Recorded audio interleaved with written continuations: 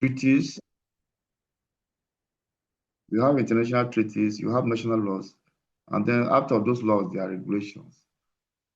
In the various aspects of the environmental space. So you take that thing seriously. And I gave you an assignment. I told you to discuss, choose one. In fact, the class rep, the class governor will assist in distributing the tax. You have to choose one international treaty, one national law, and one regulation, and discuss how effective it is in promoting public health. That is the nature of the assignment. So I try to do, you will not use this one, no. I try to do for FEPA and for, okay, this is FEPA. And what? This other one is, what is this one? Okay, okay, NESRA.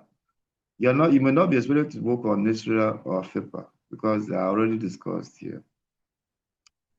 And these are regulations, yes. We're dealing with this, okay. So you have many regulations, especially from NESRA. These are NESRA-related regulations on every aspect of the environment. Is it fire? Is it bushfire? Is it forest fire? Is it open burning? Or everything, air quality, everything, chemicals, pharmaceuticals. It covers almost all ground. So you will do that. Now, I want us to look at some of the things, some of the waste, the hazardous waste that we encounter every day.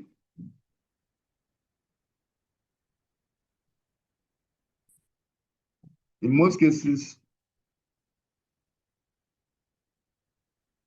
we encounter this waste and we even fraternize with them without knowing the potency of the waste material.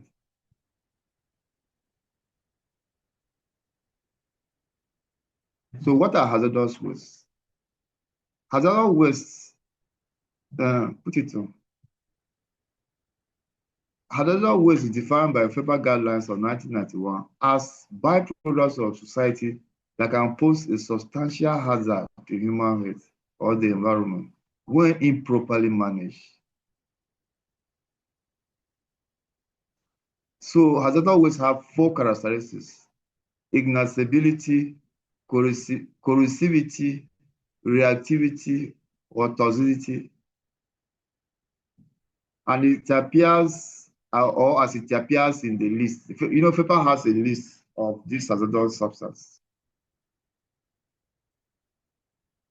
So FEPA again said that it can be determined through ignitability, corrosivity, reactivity, halogenated hydrocarbons concentration. That is, if they have huge concentrations of halogenated hydrocarbons, polycyclic aromatic hydrocarbons concentration, polychlorinated dibenzo P dioxins, and dibenzofurans concentrations, as well as prochlorinated biphenyls concentration. So these are chemical substances that, when they are present in any material, any waste, they are classified as hazardous. You know, a hazard is any material that has the potential, it's not the potential to generate, to cause damage. That's what a hazard is. A hazardous waste is any material, is any byproduct or material that has potential to cause substantial damage to man or the environment. Now, there's a difference between a hazard and a risk. The risk is when the hazard has turned into actual damage. Hazard is not, may not become a risk hazard because it just has the potential. So if it is well managed, because look at it, it's a improper management. If a hazardous waste is properly managed, it cannot cause damage to society. If you remember those the hazard, this chemical hazards that were dropped in cocoa that time, they were well packaged in containers. In that packaged manner, they will not cause damage. In that way they were packaged, it will not result in damage to the system or to humanity. But it is when you remove the packaging, if you release them into the environment, that is when the toxic effects will be felt. So as the way they are packaged, they are just hazardous. So it can remain like that for life. Nothing will happen to it. Nothing will happen to the environment. But if they are flammable and you take fire to those places, just like petrol, the trucks that transport, the tankers that transport highly inflammable material, you see them, what they write is that they'll say highly inflammable. That means that material is a hazard. The material that is being conveyed is a hazard. But it can take it safely to the destination if the hazard is not exposed. It is when you expose it to unfair, area environment, that is when it becomes a risk and can cause substantial damage to the system. So you have hazardous material, hazardous waste at the point of generation. If they are well managed, they will not cause any damage to the system. But the potency is very high anyway. So there is a national legislation on hazardous waste.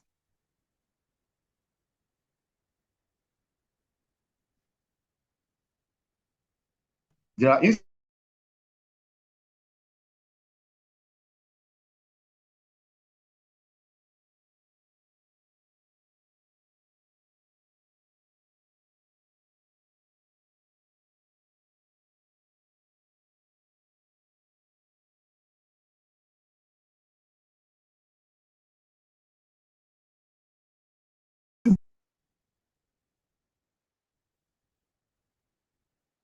policies or enforce environmental laws.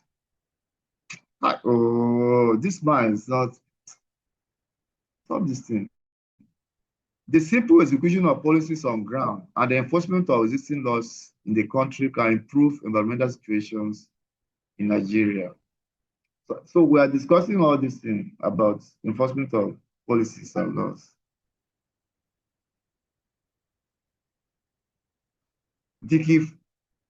Decree number 42 of 1998 prohibits the carrying, depositing, and dumping of harmful waste on any land, territorial water, and so on and so on. So there are laws that prohibit, that guide the handling, sometimes even transportation of these wastes. Because of the dam potential, the potency in them, they have substantial this thing, capacity to destroy. They are very toxic substances. It's just like some of these fertilizers that are banned in some countries, polychlorinated fertilizers. If the usage, if they remain in that container, they will not cause any problem. It's when they are released, that is when the problem is caused. So they are hazardous.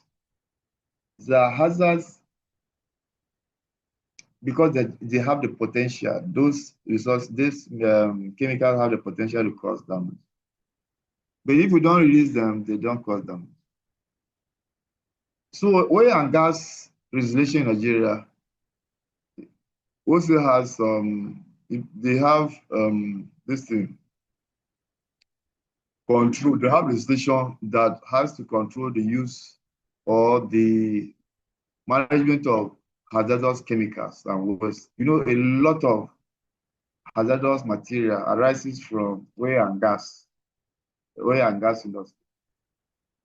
The crude has a lot of toxins. By the time they extract, they continue to extract, the remnants are usually toxic.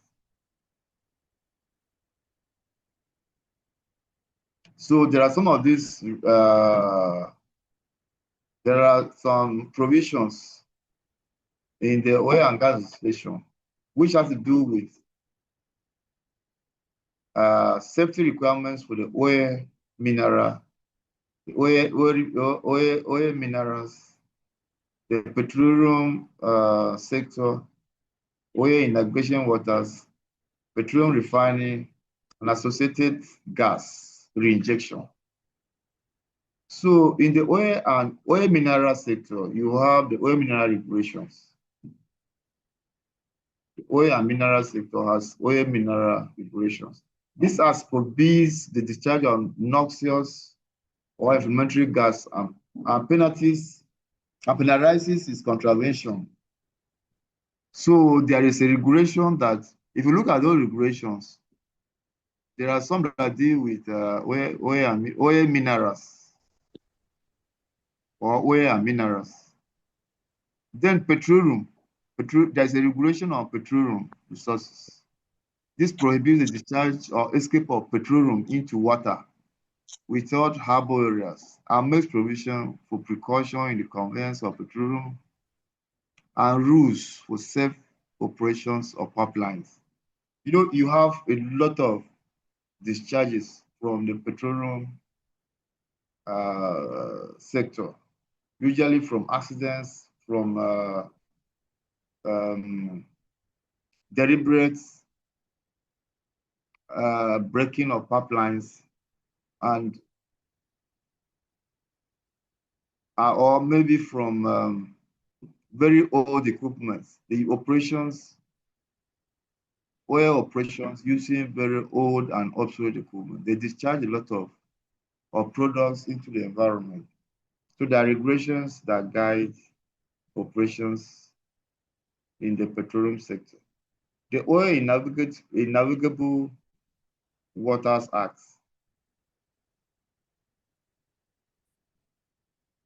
Under this act, the discharge of oil or any mixture containing oil into the territorial navigable inland water is prohibited. Then the petroleum refining regulations.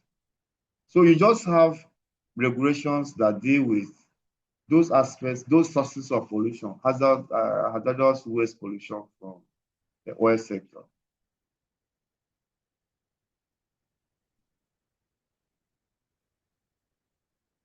And it's not just the waste, there are many sources of hazardous waste discharge. Most of these chemical industries, they discharge hazardous waste. What about mines? Mines too. Mine pits, uranium mines, they have a lot of hazards associated with those operations. Then that is about oil, the oil sector. You have particles. Particle pollution is a complex mixture of extremely small particles and liquid droplets. We're talking about coughing. If you sneeze or cough, you release millions of particles that nobody will see. Anybody standing in your front along the airwaves, the wind movement is going to contact it. Anybody on the downstream of where you are standing or within some circumference is going to contact those particles without knowing, because there are very small, tiny particles and liquid droplets that fly, that are released when you cough or sneeze. So the particles in particle pollution are very small. You can't see them. Some of these are called fine particles, and there are 2.5 micrometers in diameter. That is 24 times smaller than the average hair. You see that hair, the hair that we have on our bodies. As small as the hair, the diameter of the hair is, these particles, there are 2.5 times, 2.5 micrometers in diameter. That is 24 times smaller. So if something is smaller than the hair, how will you see it? 24 times smaller. Then they are actually invisible, but they cause a lot of pollution to the system. So the size of particles is directly linked to their potential for causing health problems. The smaller the size, the more harmful, the more dreadful they are. Particle pollution also contributes to reduce visibility or haze, just like what is happening now during the dry season. You see a lot of particles just blocking the atmosphere. You can rarely see over a very long distance because of particle pollution.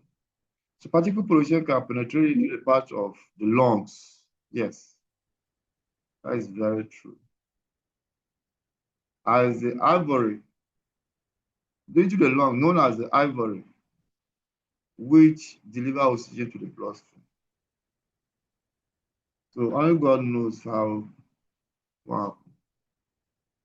So to the size of PM10 and PM2.5 compared to human hair, you see the size of the hair, the human hair is PM10, but that of the particles is 2.5, PM2.5. That means it's not likely for you to see a drop of particles. You can't see. That red spot is the particle. Then the blue spot there you see on the diagram or on the photo is the hair. No, this other one here is the hair, 60 millimicrons. This one, PM10, is this, and then this one is the droplets. You see this, if it is PM10, it's still okay, but look at this is what you usually find, 2.5. So it is very, very tiny.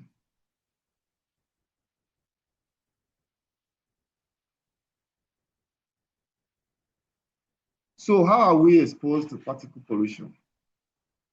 Exposure increases when you exercise because you breathe more vigorously and deeply than usual. So people exposed to particles may experience a number of respiratory symptoms, including airway irritation, cough, phlegm. This is refers to mucus produced from the respiratory system, particularly when excess mucus is produced and coughed out. You also have decreased lung function, airway inflammation, asthma attacks, and chronic bronchitis. These are some of the symptoms associated with exposure to particle pollution. We are very familiar with some of them.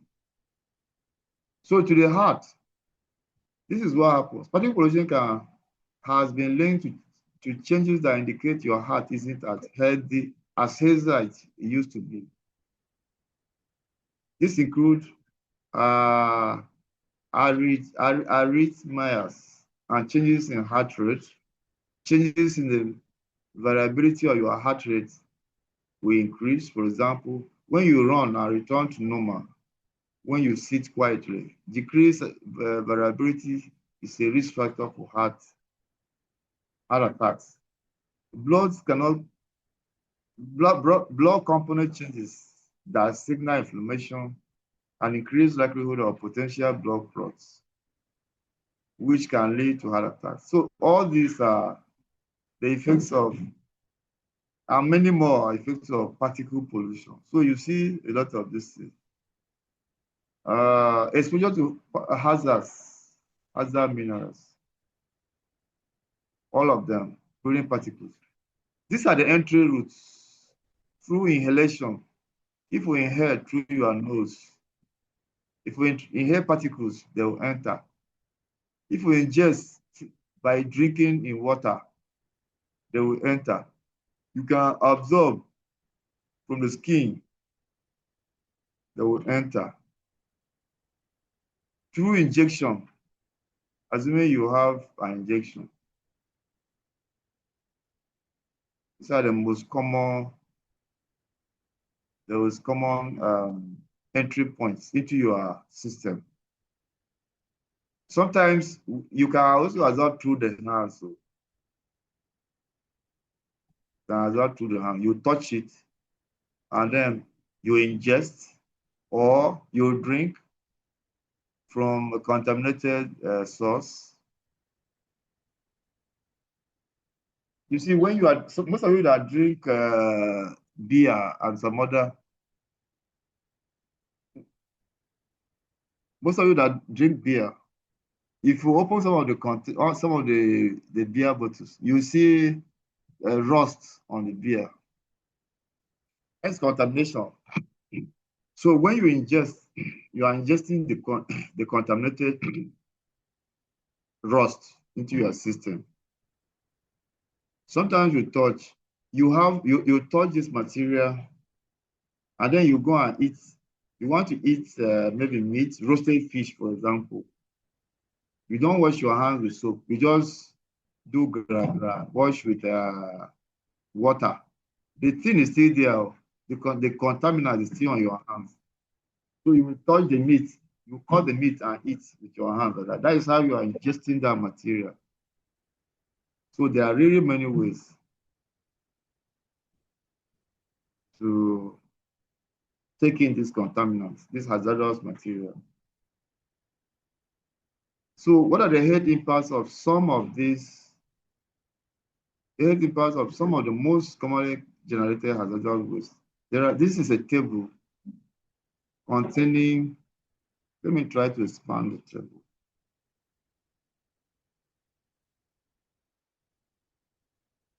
Containing most of the, well, I'm sure, okay, you are not viewing from your slide.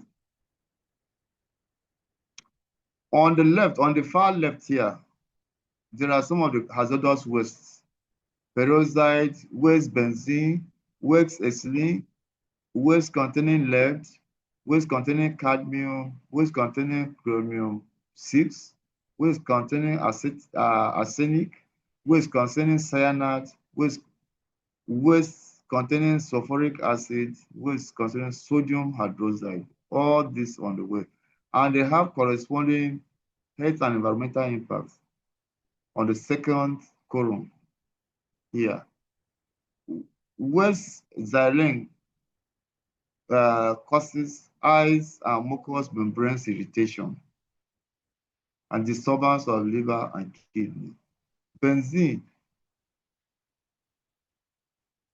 and what is the source? Pulp and paper, textile, and paints. So when you are touching paints, be careful not to be careful that you have PPEs on you. You must protect your mouth, protect your eyes. You have goggles. You have all these personal protection equipment. You must have them on, because these are the things that you will likely see. If you are dealing with paint, paper, and leather, you are going to get in contact with waste benzene. And what does it cause? Cancers, blood disorder, skin irritation. Again, with pulp and paper and textiles, you are going to come in contact with peroxide waste. Peroxide. What does it cause? Eye and skin irritation, lung irritation, irritation and inflammation of nose, throat, and respiratory tract.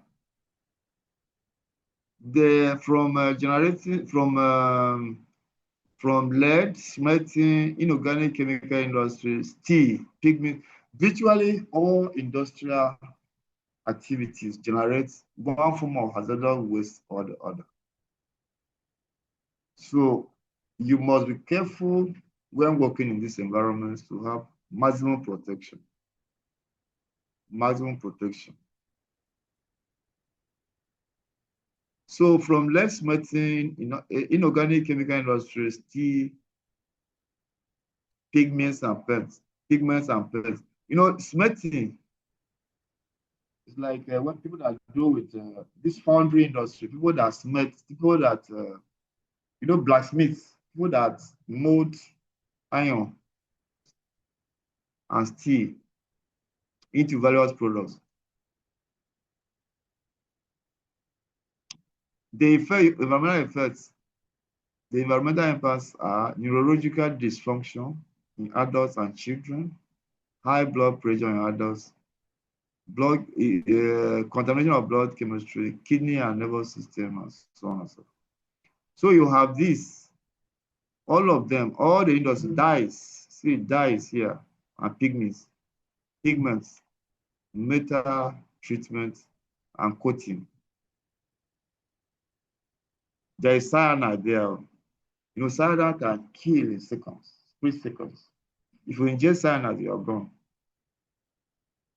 They are very toxic, can cause prompt death due to respiratory arrest, can cause blindness and damage to optic nerves and retina, affects the central nervous system. It's toxic to animals and aquatic. So which other one is best?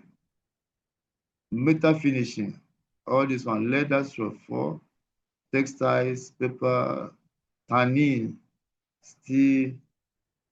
Okay, let me look at the one that, okay, even this one. I wanted to look at very common industries. Yeah. But so far, the industry on the fire rat here, the third column, they generate all these environmental hazards. And these are the particular hazardous wastes that are generated from each of the chemicals. So take note of this table, it's very important. You might be required to pick some of the industries and then to explain or to state the type of hazard that they generate and what it causes to the body or to the environment. Is there any question so far? Let me ask. Do you have any question for us? No, sir. Yes, Okay. sir. Good morning. All right. So no questions. Okay. Sir, So sources of.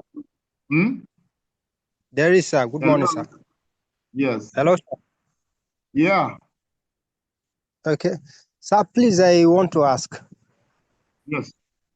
These chemicals, these chemicals you mentioned, you make mention of a fertilizer that has been banned from other countries. Yeah, polyclinated fertilizers. Okay. No, it's a herbicide, though. It's herbicide, not fertilizers. Okay. Even some fertilizers, some countries are not using inorganic fertilizers. Okay. So, but it's herbicide. That polyclinated is herbicide, though. Sorry, it's not fertilizer. That one is herbicide. Okay. But go ahead and ask your question. Okay, sir. But I want to ask, what is the essence of still producing it? If those that is hazardous to the environment, what must they still go ahead to produce it? Yes, virtually almost everything that is produced is harmful to the environment. That is the fact of the matter. Virtually everything, every material that's produced. You see, even this computer that I'm using, very soon it become an electronic waste. Okay? Yes, every material is a waste at a point in time when the service life elapses. Now, when we are considering the production of some of these very harsh pesticides or herbicides, very little was known about their potency, their harm, the harm they will cause to the environment. So production just started. Now, what some of these countries do is that they will ban it for use in their countries, but our people will go and import. Okay. So that is the sad thing about it. You will go to some of these countries, I don't want to mention names. They will go to big countries where there's production of these materials, and even other materials, even in drugs, even in food, in everything. They will go there and get the ones that those people are not using. They will go and produce substandard materials, products, and come and sell here. That is what's going on. So if you have strong regulatory frameworks, these things will be eliminated. You just, what you do is that you place a ban on the importation. That is the essence of all this regulation. You place a ban that this particular material is no longer allowed in this country. That's all. Sir.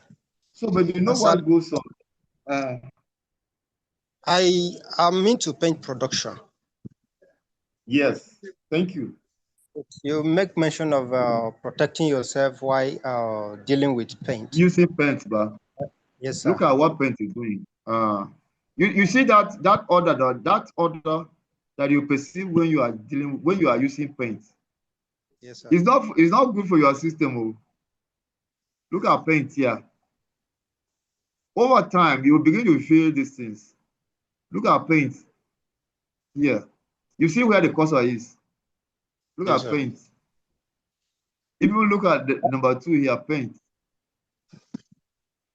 So, but aside from protecting yourself, because sometimes we try to protect ourselves by using the nose mask, but see yet you still be getting the order because you cannot get it at all, even when you're using protective measures. So is there any other thing we can do after using it that may be a solution to the challenge or what might happen in future? You know, the truth of the matter is that sometimes it is the accumulated effect in your system that begin to show negative signs. So it's good for us. I think because I'm not a health care practitioner, I wouldn't know what is required to stop or to the remedial measure on this. But it's just to say that virtually all materials, all production systems generate one form of hazardous waste or the other. And the best we can do is to protect ourselves to the maximum that we can. So if you have PPEs, that's fine. You put hand gloves, you put goggles, you put so that at least you minimize to the barest level the amount of this thing, the amount of effluent that you inhale. Yes, sir. You inhale. If you go to those places, most of they don't even. The sad part is that people inhale this, but they don't know that it has effect on their system. So at least you know that this is not very good, and that you can protect yourself anytime you are using it. So it's better. Good morning, sir. I don't know whether you are listening. Yeah, so I wanted to make a contribution. Okay, that's fine. Yeah, based on the question that you just asked concerning the guy that is into paint production. Painting. Yeah, generally, if we are handling chemicals that emit fumes, and you are into the production, whenever you are exposed to such fumes being emitted during the process of production, what we do is at least we take 4 tins of smoke. Yeah, So you know what the milk will increase your cholesterol level. Yes. So it's not a total remedy for that toxin, that thing that you are doing. It's better it doesn't get to your body at all. Okay. Milk is very bad for adults. Milk. If you take milk, Hello, you better sir. stop it. I've been raising up my hand since. Okay, Deborah, go ahead. Sorry. Yes, sir. Thank you, sir. In regards to the question that the guy just asked concerning chemical and film, another thing is that they use a mismatch of PE. At times, the nose mask they use is not the one meant for that particular job. So we have different kind of nose mask. So you must know the chemical you are dealing with and the appropriate nose mask, respiratory breathing apparatus that you need to apply in order to minimize the exposure to these chemicals. Thank you. I hope you will listen to him, but to Deborah, Adebowale. Yes, I was, sir. Did you hear what he said? Did you hear what David said? I said, I heard, sir. That was also what I was, because I work briefly in the film industry, and in fact, one of the reasons why I left is the issue of this too much exposure to the chemical, lack of PPE. Just like he said, there's a particular and special mask that we all want, which is different from what is common in the market. So wherever you are into that you have to get yourself that type of nose mask. And most people who produce the raw material for you are also sells those PPE equipment that you can use to protect ourselves. Yes, you see that in the textiles, they say that thing, cotton, about the finest particles of cotton, they will just go and collect in your lungs. You will inhale them without knowing. The thing will go and pack up in just fill up your lungs. That is how they will gradually just be building up until one day it becomes a full effect, and you cannot. Maybe it's the only surgery that can remove them off your system. So, David, do you still have something? Your hand is up. Okay. Bring it down. Okay. Hello, sir. Yes. Hello, sir. I still have another thing to add. I wasn't early this year. Sorry, early this week, either Monday or that it should be either early this week or late last week. There was a protest in Lagos where NAFDAC said they have banned the use of the sales of alcohol in sachets. What we saw,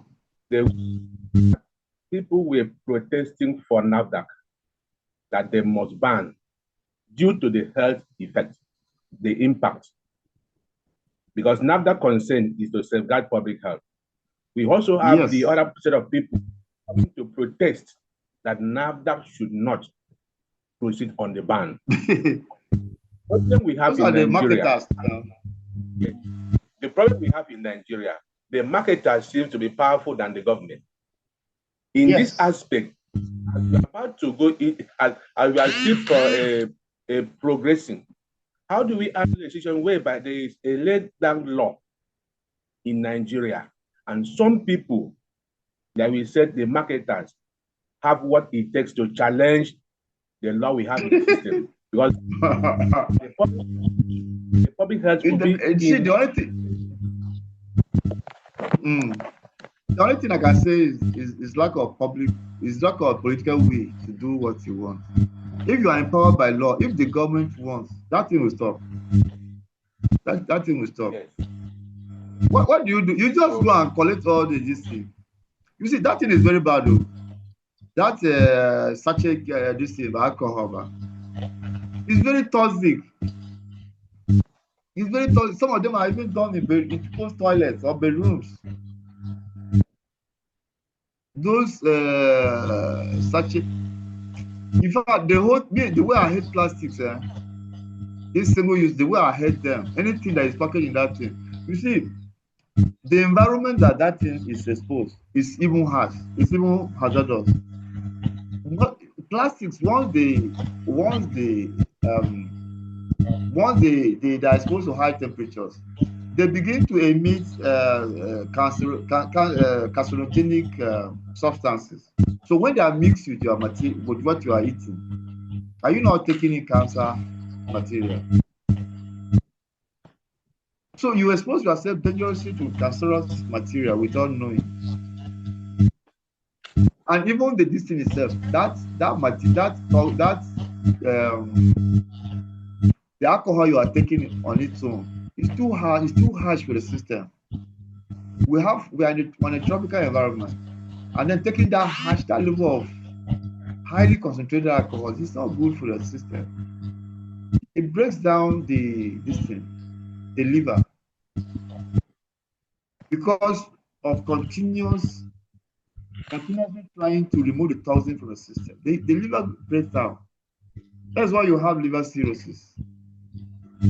It's becoming very common because of the high uptake of intake of alcohol. This what we call hot drinks, spirits. So if the government wants to provide to protect the people, some of these people are doing it out of ignorance. And the marketers are not the ones that are going to drink it. They don't usually drink those kind of things. You don't use them. So they can pay you to go and start messing around. They pay people to go and protest on their behalf at the detriment of their health too. So that is what we see. But if what I'm saying is that if government wants to do it, they do now. How about if they want it? If they are able to dictate coup protests, what is big about stopping the protest? What is big about stopping the protest? When you know that you are going to, it's in the best interest of the people that are protesting that you are working. So, sit down. Let's hear from you. Yes, sir. I want to contribute. Sometimes the government, because maybe the marketers, like you said, are more powerful than the government. They actually buy the government. The people that are supposed to enforce the laws, the marketers can easily buy them. Now, what I think we can do is, instead of buying these things, we should buy the locally made, at least the ones that are made here, are produced here in the case of rice. Instead of buying foreign rice, how about we go for the local rice in Nigeria? Because imagine when this rice is being produced, where it's brought from, and then transported by sea, and then it gets to Nigeria, Lagos, it comes to Benue, and then to Makurdi here. How long will that take? Actually, don't buy this product. At marketers will not have power over us, the consumers. It starts from very little. The ones we can handle, yeah, the government can do that, but at least the ones we can handle, who have power over the marketers, they won't control us. Thank you. No, but you are making a very fantastic point, though. If you want to protect your economy, you patronize locally made products. If you are patronizing locally, if you have a population of 200 million people, and then you leave them here and go and import, who is going to produce for those people to work? Where would these people find work to do? The 2 million people, where 200 million people, where are they going to work? Or what will happen to their own products? You don't have any damn business importing when you have capacity to produce. But when you produce that, your people will have jobs. That's the first thing. Two, what you produce, you make sure it's healthy. Now, our products cannot be exported, because some of them cannot be exported because of because they are considered as contaminants. They have high levels of chemicals. these herbicides and pesticides embedded in them. So that is even also a problem. But it's not to say that, okay, because you cannot produce well, you must import everything. You can't import. What is happening to rice and most of this agro produce is so totally gone. It's very, very bad. But now the other governments gave a lot of premium. They paid a lot of attention to production of locally made agricultural products. People even borrowed money, started up factories, milling industries, milling factories, and so on and so forth. Now, another government came and said, okay, no, all our food all our rice will be imported, all our grains will import them. Now, what happened to the local industries? Because when you import, when you go and buy, you are not going to buy the same quality of food that is produced here. You are going to buy cheaper food produce or products that even at that over that distance, when they come here, they are still cheaper than your own products, locally made products. So sometimes it's a deliberate attempt of those governments to frustrate your own production, because if you are producing, they are out of business. So sometimes they will pay a lot of subsidies. They will incentivize the production so that you cannot be competitive with local produce. Just like petrol now. See, this Dangote's petrol, that Dangote's fuel, that is Dangote refinery, is fighting with importers, because these people, they will just take their bag, their suitcase, their briefcase, go to where they are producing abroad and ship this thing into Nigeria at once. While Dangote is struggling with the engines, to start the engines and produce and to source for crude and so on and so forth. They are already with petrol, they are already with refined products into the country. So it costs them little or nothing to import. While Dangote has to struggle with a lot of things. But as he's producing big country, he has taken up a lot of jobs, hundreds of thousands of jobs. And the economy is better for it. Most of the foreign exchange that would have been, at least for the ones that he can produce, that foreign exchange is conserved. So that increases the foreign reserves of the country. And he pays a lot of taxes from production. So it is a win-win for local production. But in most cases, some governments will prefer the fast lane. That, oh, let me just have this the next day. Instead of sustaining the culture of production. If a lot of people have gone into production of agri products. Now, if this government had come to sustain that effort, then gradually you are building that industry. Over time, people will forget about importation. And a lot of jobs will be created, the economy will be saved, foreign exchange will be conserved. You are no longer looking for forex to go and buy rice, to go and buy beans, to go and buy grains abroad. You are producing this thing here. Your interest rate will start coming down. A lot of things, the economy itself will start rebuilding naturally.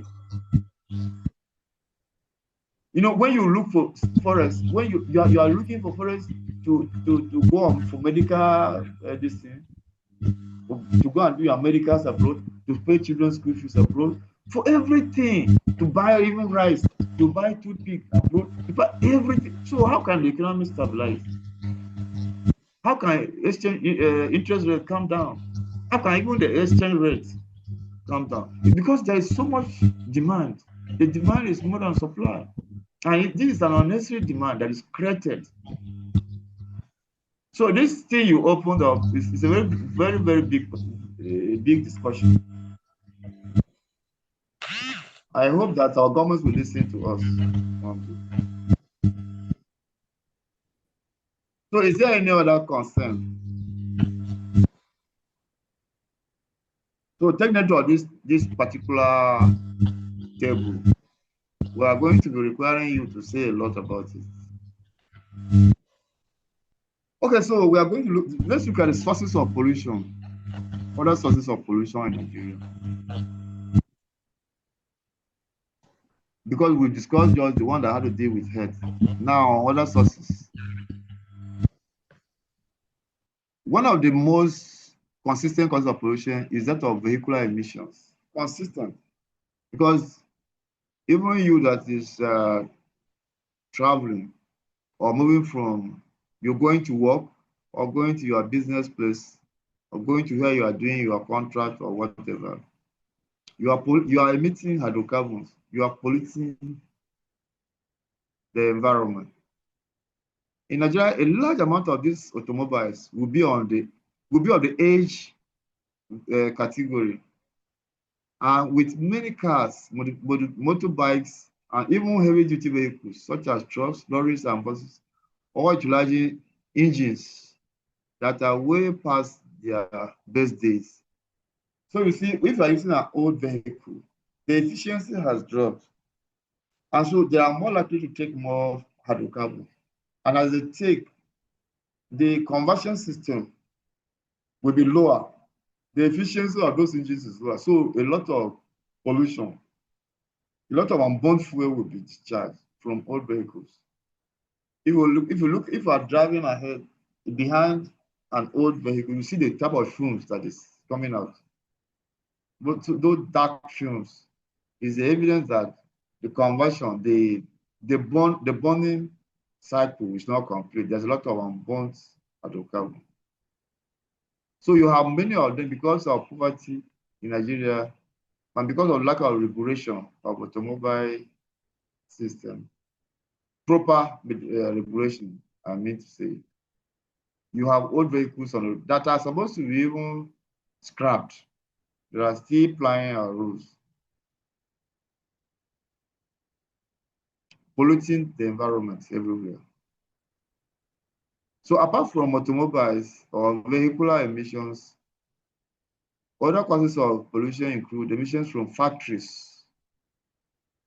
Like we said, most of the factories, they emit a lot of pollutants, both gaseous and liquid effluents, many of which utilize diesel fuels for heavy equipment, as well as producing large amounts of dangerous industrial effluents as a byproduct of whatever is being manufactured due to less stringent measures in place regarding emission standards. This can include plastic foams, burnt organic material, and all manner of synthetic materials. So you have a lot of pollutants from factories. All factories emit pollutants, gaseous and liquids. Then gas flaring from oil drilling is especially important in the Niger Delta.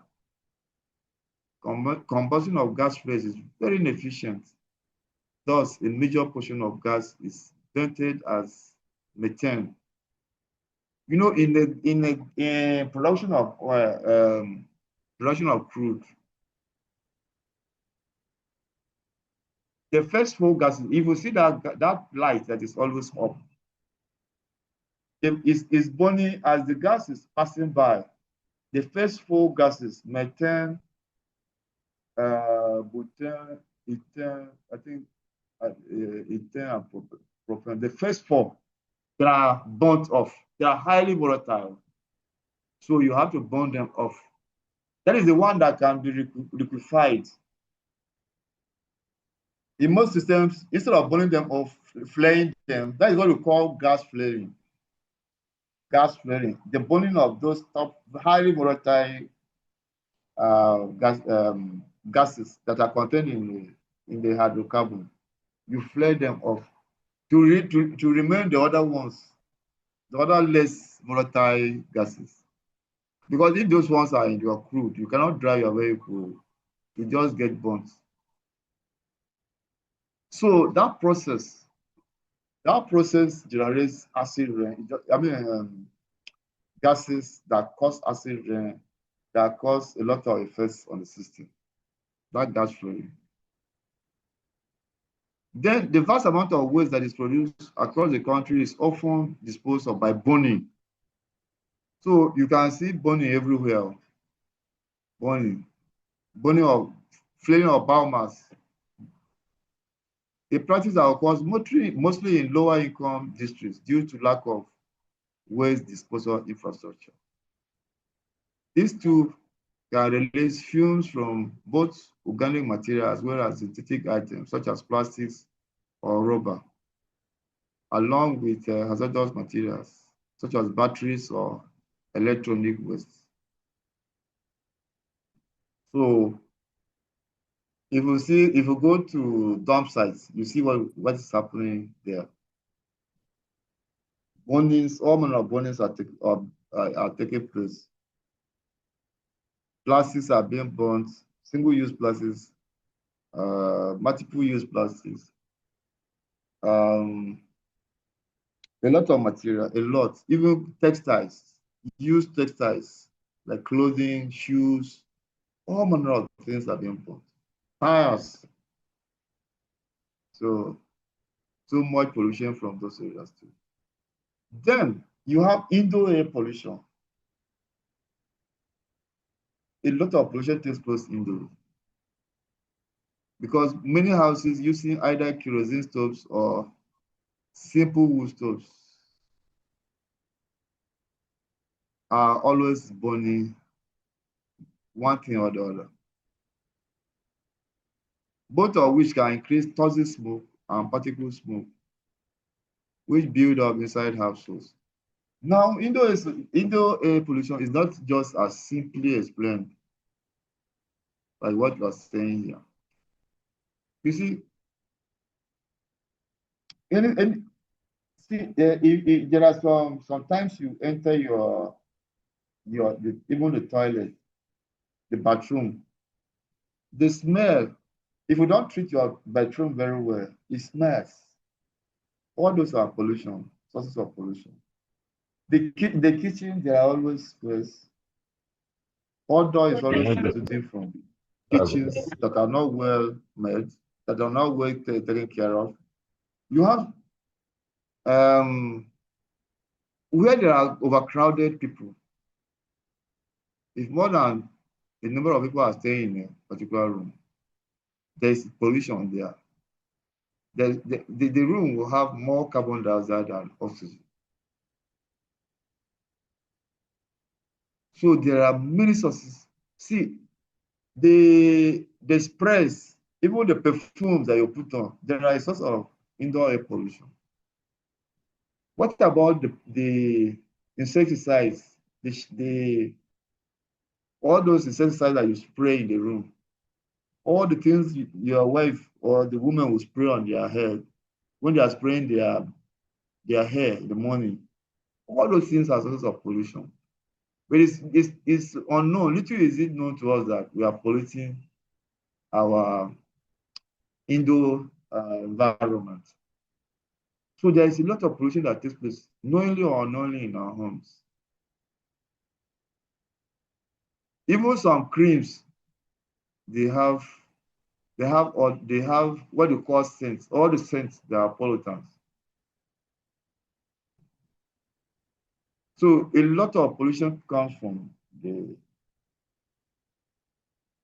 indoor environment, and it's a source. It's a source of concern to public health, because whereas we are polluting our system, we don't know that is what is going on.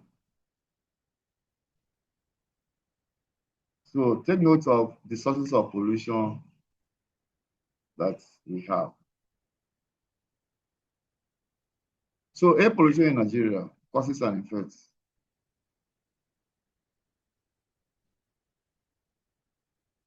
On average, people living around the Niger Delta are likely to lose nearly 6 years of their life expectancy if the air pollution situation is not controlled, because they are constantly facing pollution. Other areas too, they face pollution, but their exposure is higher. Air pollution is second only to HIV/AIDS in terms of impact on life expectancy in Nigeria. More than 114 people died from air pollution in Nigeria in 2017, the top in Africa, as primary health effects. Onitsha, a port city in southern Nigeria, had the worst air with a PMT of 10. So, because what we are saying here is that the particle size is 10, it has PMT of 10. That is about the smallest.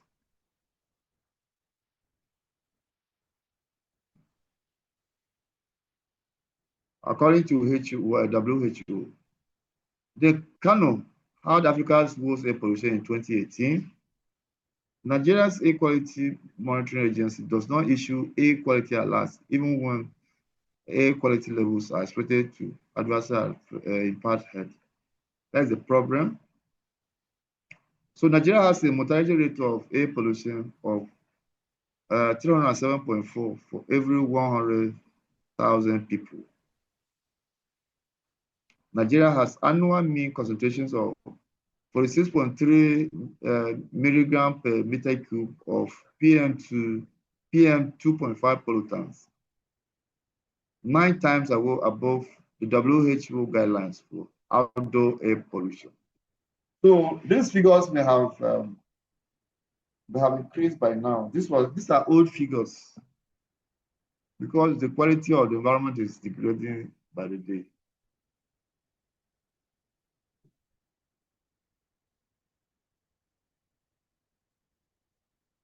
So while there are many different types of polluting problems occurring in Nigeria, with one such as water pollution, noise pollution, and oil and soil pollution, or damage taking place, there is also a prominent amount of air pollution taking place, which has been on record for causing a growing number of health issues and deaths over the years.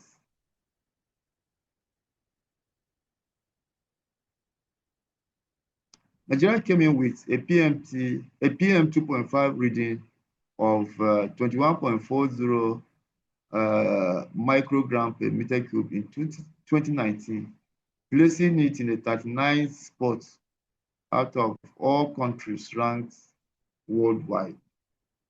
Nigeria's 2019 reading of 21.40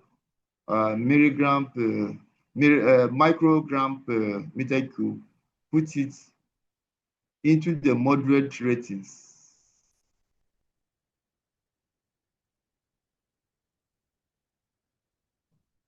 Moderate ratings bracket for air pollution.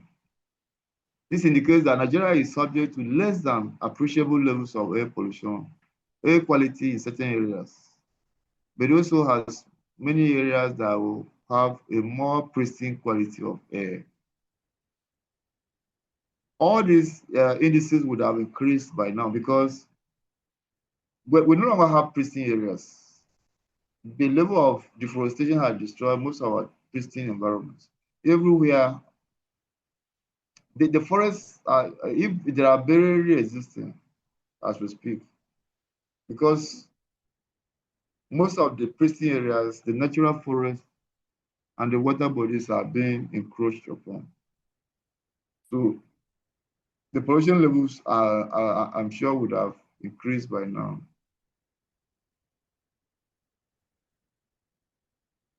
So Nigeria and the toxic pollutants in 2015, this is what you had: carbon monoxide, non-maintained VOC, PM 2.5, PM10, NOx6, the NOx6, the black carbon, and the SOx6.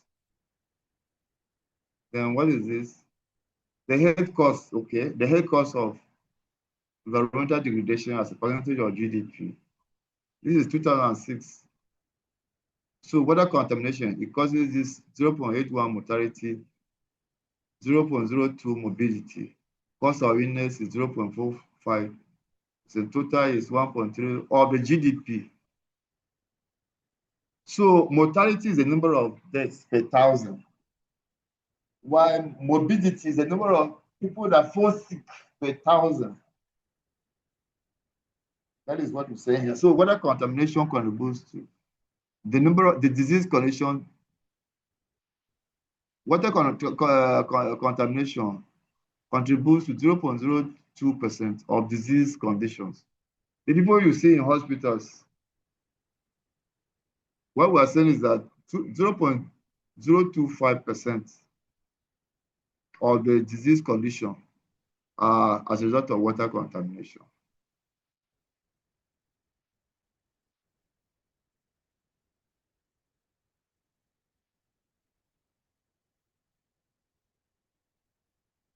So it's also 0.02 high water contamination and low. The indoor air pollution, high and low. Urban air pollution, high and low. All these things we are the in areas where you have low indoor air pollution, the amount of disease condition when there is low in air is 0.1%, 0.11%. Where you have high urban air pollution, the mobility is 0.20. Water contamination, where it is low, 0.02, where it is high, it's above 0.03. Okay, so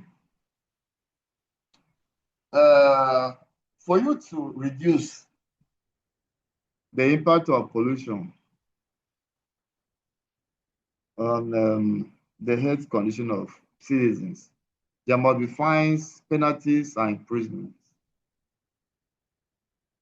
Otherwise, you are just wasting your time. You are playing with population. You are playing with indiscipline. So what do we have? The Criminal Code Act of 1916 includes comprehensive provisions that stipulate fines or imprisonments for public health hazardous activities or conduct that pollute the environment. It includes significant fines or jail terms for illicit dumping of waste, oil spillage, gas flaring, sabotage, and discharge of effluents in waters. Now, in this situation, just every other thing that you are doing, you're supposed to have regulation. If you are mixing paint, aqua, you're supposed to have regulations. You have to. There should be rules that will guide your conduct because of your exposure to paint. If you are sick, it's the government that will suffer because the GDP would have reduced. So the government has to protect their own GDP. That is why they will make sure that they enforce the rules or the provisions. So in all the fairs, that is why those regulations are there. The regulations are there with penalties. So I said you should go and review the regulations, see what is provided there, so that you can appreciate what goes on, what government has for the citizens, if everything is well. If we are in the gas flaring, if we even have a filling station, there are many requirements that you should do to ensure that you don't contaminate the groundwater, you don't pollute the entire system because of your business. And when you do, there are fines and penalties, including the sealing of those facilities, if need be. So the Quarantine Act of 1926, which is the prevention and suppression of dangerous infectious diseases in Nigeria. Oftentimes you hear of quarantine, there are at the ports, the various entry points, land to sea, the airports. There are also in country, they stay at particular locations to regulate the transport of biotech material from one point to the other, to ensure that you're not packing diseases in one section of the country to another. You are also not importing diseases from one country into another. So the violation of any regulation is punishable with a fine or a term of imprisonment or both. The Oil in Navigable Waters of 1968 provides penalties for offenses, enforcement, and application. So even in the oil sector, you have sanctions, you have penalties. The same thing goes for associated gas reinjection. Companies that are involved in associated gas reinjection. In other words, continued flaring of gas regulations. So you know that as you are flaring, you are damaging the environment slowly and slowly. And there are sanctions, or sometimes you have to be paying some penalties.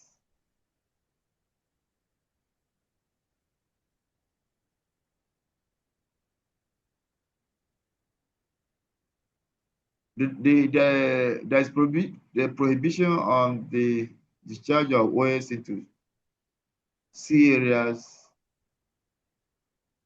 and also designation of prohibited sea areas, and so on and so forth. So when you violate this, but the thing about fines is that it doesn't serve as a deterrent. So fines, because of the age nature of the obsolete nature of those laws, they are very, very ridiculous. Some of these fines you are seeing here might just be very small. You would prefer to pay the fine itself. So they don't act as deterrents sometimes. Like I know of this forestry act, the forestry act that says if you kill an elephant, you just pay sometimes 600 naira. In those days, when the laws were made, that 600 would have been very big money, but now it's just laughable. You would prefer to even kill many elephants and go and pay the fine. So that is the problem with these fines and penalties sometimes. So the monetary penalties stipulated under Section 6 and 7 of the Act are grossly inadequate. Yeah, that's what I was saying. And require update to conform with modern realities. Because they are not deterrents sometimes, or in most cases. The same thing for Associated Gas Reinjection Act.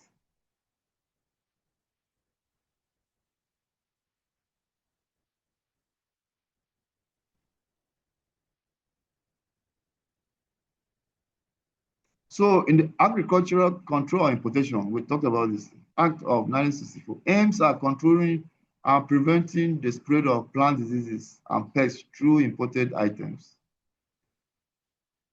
Section 8 establishes a fine of 400 naira and 1 year imprisonment for this. You see how ridiculous that fine is. So if you bring in contaminated material, biological material, can just be fined 400 naira. The Factories Act of 1987 is to regulate the registration of factories in Nigeria and to provide a framework for occupational health, welfare, and safety of factory workers in Nigeria. Any person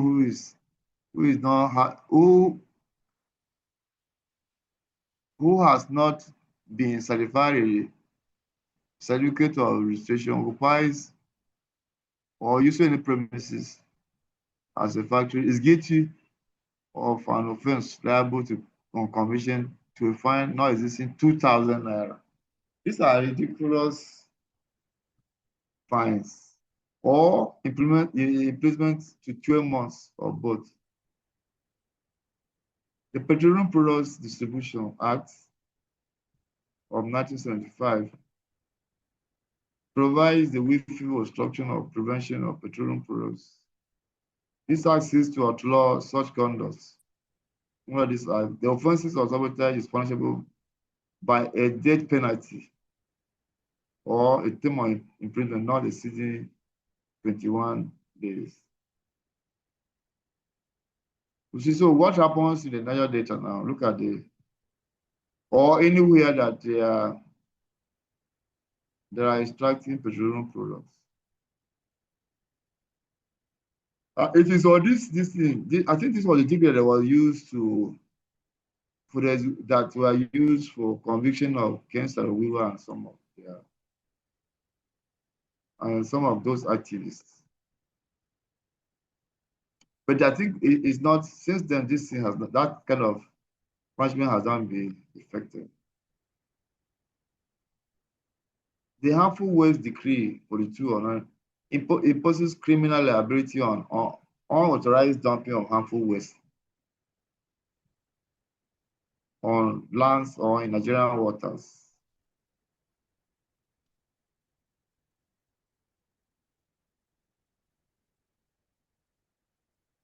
So that is that. This is the last slide on this presentation.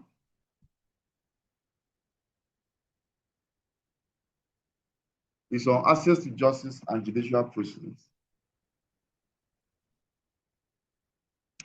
So how do you get access to justice?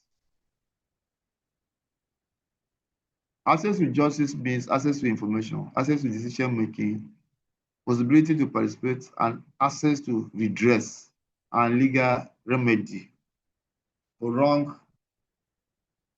any wrong that has been done to you. Despite the issuance of the Freedom of Information Act, information related to the environmental protection, information related to environmental protection are not readily available to citizens, preventing them to participate in decision-making, thus preventing them to participate in decision-making related to the adverse effect of environment in matters affecting the environment. So people don't have access to critical information. There's a factory around our place here in Makurdi that was discharging effluent directly into the river. And it only took, and most of the pipeline that conveys the liquid effluent was covered. It was only at the discharge points that you will see an outlet. So it was very difficult to know that such a thing was happening until hikers were able to find it out. So sometimes there's a lot of concealment on the actual activities of some of these companies. Court decisions is an essential part of the environmental laws in Nigeria. Unresolved cases related to environmental pollution, work compensation for damage, work injuries, disturbance end up in courts for adjudication. Award of damages related to the legal phrase, he that assess must prove, makes the plaintiff most prone when damage has occurred on his property, land, or crops. And on such occasions, professional expertise that is costly, cannot be affordable by most of these people. Claims for damage require proof.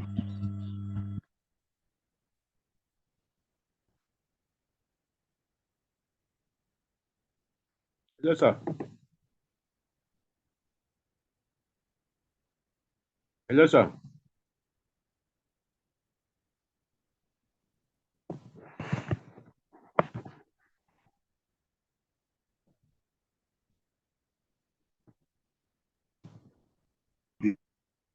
Is to Hello, handle. sir. Yes. Akwan. Yes, sir. Yeah, I'm hearing you. Yeah, please, I wanted to make a contribution. Okay, fine. Go ahead. This third paragraph you've just explained is exactly what we are currently handling here in the Niger Delta region. There is an E&P company in Akwa Ibom State that rented or leased a plot of land and they dug a pit intended to be used to flare their gas. just like you have mentioned, the first three components of the hydrocarbons, they need to flay that one out. And after some, they had initial lease agreement, which they accepted to restore the land to the nature that they met before they exit. But unfortunately, they did not live up to their expectation. Now, the owner of the plot had to engage a legal practitioner or a guide. Just like you said, the matter has moved to court. The owner of the plot, now being a plaintiff, there is a burden on him to prove that the damage is done on his land. And it's that there are experts who are being engaged to understudy what took place on that plot. So it's not just that my land was acquired or to be used to flare gas, but there must be, like the lawyer said, there must be a professional expertise must be engaged to let them know the quantity or the state of the environmental damages from biodiversity, quality, the water quality, and that of the soil. So it is what we are currently experiencing. Now, like we have a pre-meeting before the visit. This class just make it very easy that whenever we are meeting, I know where to hit so that we have our headway. So that is it. Thank you very much for that contribution, Alpha. It's always a problem with the courts. It's either people that are inflicted, we don't have the capacity to engage qualified professional lawyers to handle their litigations, or they are frustrated with the length of delays, the length of time it takes for justice to be acquired. So it's very frustrating. So in most cases, these people, the companies end up getting away with this thing because of this very obvious reasons. However, in some countries like France, the legal jurisprudence is different. It is the person that once you are accused, you are presumed guilty. Once you are accused, so it is you that you prove that you are not guilty. In Nigeria, it is the opposite. In Nigeria, it's the opposite. You have to prove that you have to prove beyond reasonable doubt, and the accused is presumed to be innocent until you are proved beyond reasonable doubt. So it's the opposite of the thing. I makes this thing very, very complicated. I don't know why our things are always like this. But that is the issue. So I think for now we cannot bear with the provision of that. Maybe one day, if the system changes, then we can begin to see a relief.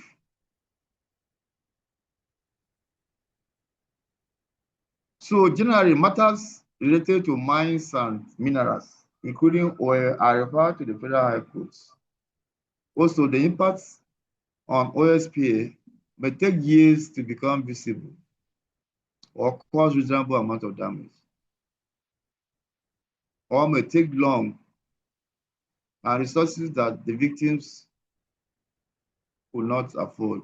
That's what I was saying. The length of time that some of these court cases take, is very frustrating.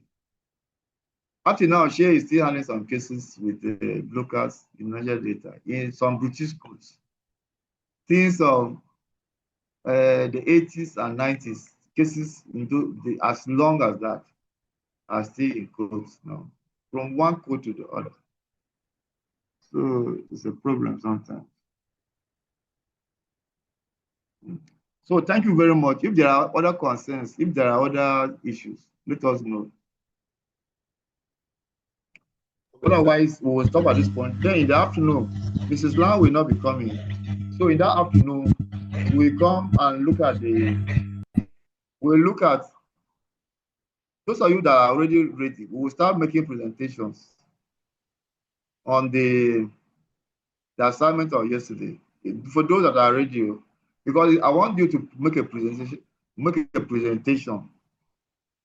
Take one international convention or treaty, take national law or regulation, analyze it, or make a presentation. Let's hear how it relates to what we have been talking since yesterday, since Monday. So that's what we'll be doing on tomorrow. I mean, today and Friday. He's taking you from in the morning and afternoon of tomorrow. Because today he's not coming in the afternoon. So in that afternoon, this is what we'll be doing. So get ready for afternoon. I will allow you to take some time, the remaining 30 minutes to prepare for the afternoon class. But if there is any question, you can ask your questions. If there are not, then I'm giving you 30 minutes. Prepare your presentation. Then in the afternoon, we will start. Thank you very much. Do we have any issues now? Yes. Excuse me, sir. Yes. Concerning the assignment, I want to say something concerning the regulations from NESRA. You know, we have so many of them.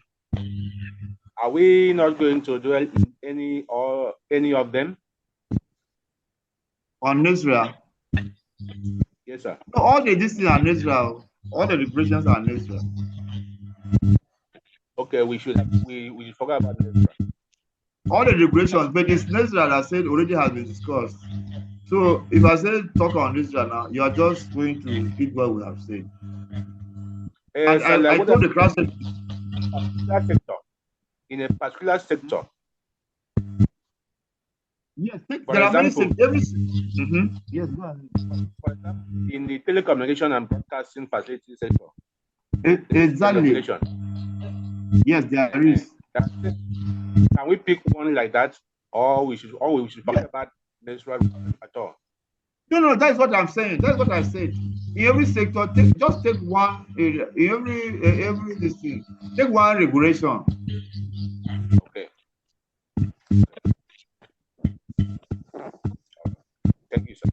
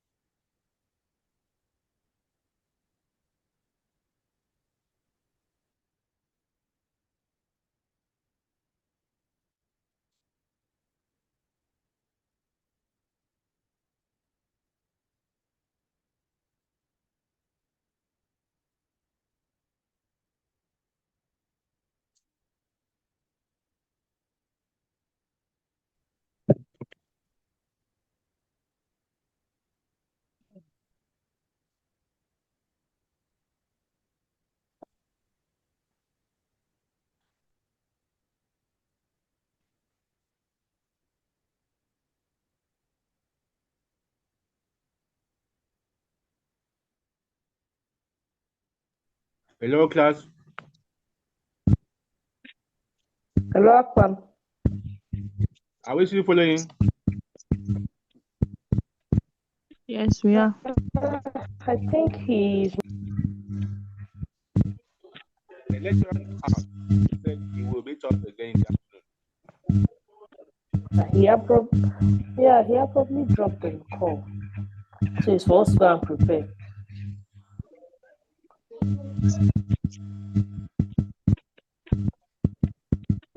Okay. Hello, class. Hello. Hello, Agatha. Yeah. Hello, Agatha. Good morning. Good morning, ma'am. I thought the class head said he was going to share the regulations so that we don't end up doing the same thing. That is what I'm still waiting for. I don't know if others had gotten something. Well, of course, I'm not. I didn't get anything from the class rep, class. and I don't think he was able to share it. But now Good that morning, he's saying class. presentation, for me too, I'm confused. Good morning, everyone. Good morning. Yeah, Good good. evening. Please. I wasn't expecting us to present this thing today. And now that I have said this thing, how do we now share those things? Because it's not something you can do it in 30 minutes. At all. We can ask them to give us maybe tomorrow. Hello? Yes, yes. Hello. I'm thinking we should maybe we'll just take a number now where we are now so that the body won't be on anybody. We'll just pick a number. Maybe you just take note of your number. Then we'll go to the regulation. Any number you pick, the number of in that the way the regulation is listed, you just pick that one, both for the local and international, and maybe that will become your own. Okay. So that somehow, let's see if we'll be able to chunk out something. Hello? It's okay. We can hear you. So if you can just all take a number now, then let's see. Maybe some people may have the time to be able to run one or two things before 1 o'clock. So that at least we'll have something, somebody will have something to present, even if it's not everybody that has something. Okay. We are 21 on call now. So just as I suggested, let's take the number.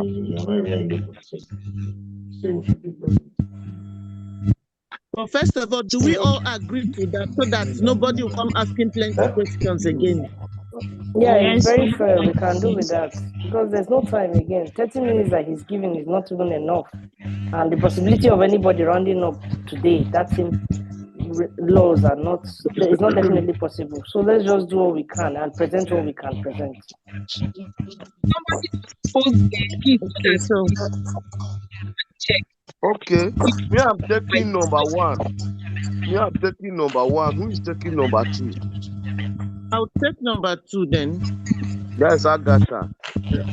Yes. I'm taking number 4. Who is number 4? I'll take number 5. I'm taking number 4. Patience and please taking number 4. Okay. I'll take number 5. Who is that number 5? Ikum Tedon. Okay. Hello, can you hear me? 3. Alarm Jonathan, number 7. Okay. Miriam Ali, number 3. It's okay. Let's go. No time. Miriam Ali, number 3. It's okay. Take it. Number 8, Mr. Peter. Okay. Number 9, Francis Udele. Okay. Hello. Yes. We can hear you. Is it on the national treaties conventions or which of them? Okay. It's for both After national treaties and Millennium Development Goal number 16. No, Hello? I think it's on the 3 of them, both the everything you pick. One. Hello. We can hear you. We can hear you. You pick if you pick a number, you talk about both national and international, and then the treaty. Okay. Number 16, Millennium Development Goal. Oh, that one is sweet. I'm lost. So wait. Please, I think we should pick this thing serially so that it's coming from for us, so that we know what is I'm left. sorry, you can't just pick number 16 because when he's going to pick it is when he picks the number, he will now pick the topic and share for us. You're picking the topic without him sharing for us. So just for us, please. We agreed on there is no time for that. We should just pick a number and work on it. That is it. And then I think you pick something that you can work on it. That's why, like me, I think I will pick number 16, Millennium Development Goals. We are still saying the same thing. It's just that now you pick 16. There are so many numbers before. Who is taking record of the number? That's what I'm saying now. Both That's of what them we're don't keep saying. the numbers. Akpan is taking record of the numbers. No, Mr. not Akpan, taking are you record. taking record of the numbers? He said he's not.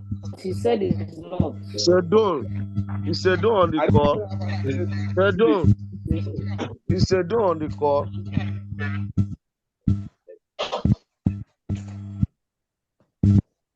Is Sedon on the call? Who is taking Yes, record? I'm here. Please, can you take note of the numbers, please? Okay. I've taken number 1. Who took 2? Me, Agatha. Agatha 2. Miriam took 3. I took 4. Miriam, please. Miriam Patience took 3. 4. Patience 4. Me 5. Who, Sedon, Because Took 5. who took 5? I did took 5. I did take 5. Okay. Let's go. No time. Let's go. I'll take number 6. Okay, who is that? Freda. Hello. Okay. Yes, it's Freda. Okay. Let's go. I'll take number 6. It's Alarm okay, Freda. Jonathan, number 7. It's number 8 taking. Yes. Number 7. Number 8 is taken. Alarm Jonathan. Number 8, Yes. Mr. Peter. Okay, Okay, Mr. Peter, number 8. Yes. Yes, yeah, number 8. Akpan, number... 10. Hey, people, can you slow down? Akpan is number 8. Who is next? 10. Okay. Akpan is number 10. Akpan. Go back. Go back. GOT. You said Peter is 8. You still give it to Akpan. Akpan is 10. Yes. Okay. Akpan is 9 now. Go back is 10. 8. Blessing is 11.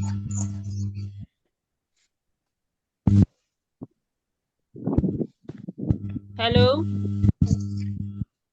Hearing you. Yeah. Hello. Okay, Blessing is 11. Who is next? Francis is 12. Yes, Francis. Okay.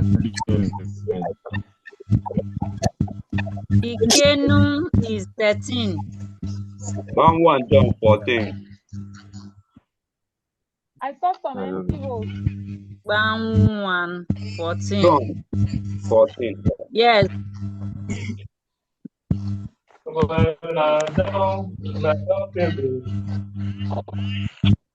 Who is taking 15?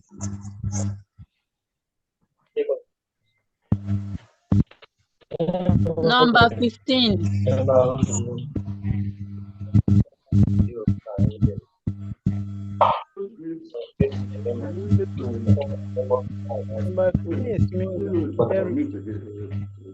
Kato Eric. Okay, number 16. Verse 16. Please, Yago Patricia. Alarm sign. I say alarm. How this sign? Okay, 17. Francis, please mute your mic, please. I know what alarm there. Number 17. I know. You see him? You see him? Francis, please, your mic is disturbing us. Ima?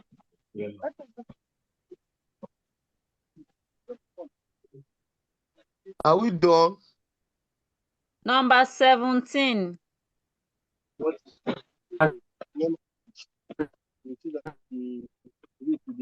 Okay, Mkoho is number 18. What is Yes. her number? Mkoho Simeon number 18. Yado is number 16. Yes. Yes. Who is number 17? Hello. Nkoho is number 7. Oh, make her now. Okay, I'm coming. Hello, class. Hello. Hello, Livinus. The way some of us behave here, every day they keep calling their name. Mute your mic. We are adults here. We don't need to be, once you come on call, you know that you mute your mic if you are not, and some people will be in noisy place, they will disturb the whole class the whole day. Is that how to behave? Levinus, you're a co-host. If you tell them they don't hear you, please mute them. That was what I was doing yesterday. Mute them. What we are going to do is to try to resuscitate this using a fungicide. So if it is either Okay. of those, just come back to life. If it is not, then we'll assume it is bacteria. So we'll put this thing back. Mr. Bokon Victor, you are number 17. Man, the challenge is right now, currently, I'm in the site. So if I say I will participate today, I will lie to you. No, you mustn't Seriously, that's why We I've are been not quiet. saying you should participate today. Okay, It number mustn't be 17, right? Definitely, But it's just just share it, 1 those hour that class. are able Everybody due today, cannot those that are not present. At able most, it's find going to be another 3 time. people that will present. It's just an hour Okay. class. By the time they present, they will analyze it. That's all. Okay, number It's 17, just right? to collect, yes, just collect Yes. number and Okay, prepare no for problem, no submission problem. towards It's the all right. exam. Nothing more. Number Thank you. 18, Teresa Aladi. It's only not to chop it. He checked the root and it's not bloated. So it's only matter. I think that's the list of all of us that are here in the class. So can we confirm? Abu number 1, Agatha 2, Marian Ali 3, Patience 4, Sedon 5, Freda 6, Jonathan 7, Mr. Peter 8, Akpan 9, Cobalt 10, Blessing 11, Francis 12, Ikenun 13, Gbanwan John 14, Kato Eric 15, Yado Patricia 16, Bokon Victor 17, Nkoho 18, Teresa Aladi 19. What about the remaining people now? God. When they come, we'll give them numbers. This is not undergraduate, this is postgraduate. You should be behaving like postgraduate now. So, well, now let's go and prepare. Let's go and prepare. It's all right. Hello, Captain. Yes, sir. Please, are we working on the international environment-related conventions? Both the international and the Nigerian status. Because I want to be clear. When we say number 1, read the assignment question. The assignment question is what you are working on. It's on that other group. Exactly as the question appears, that is what you are doing. Okay. Yes, So sir. which list are we picking it from? Share this note yesterday. If you pick one from international, it means you're picking one from the other ones too. I think that would be better. That international, picking number 9. The international is up to 3. Why the other ones are not 2? So yes, they also take one in the national, one regulation 2. Am I right? Yes, you are right. Thank you. Okay. Convention, one international. So number 10, I'm number 10. What topic is that?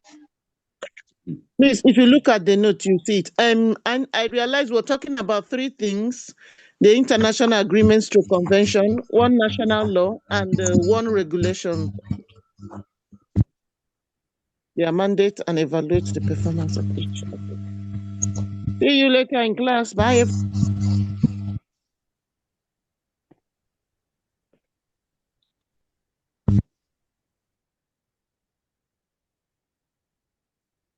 Okay.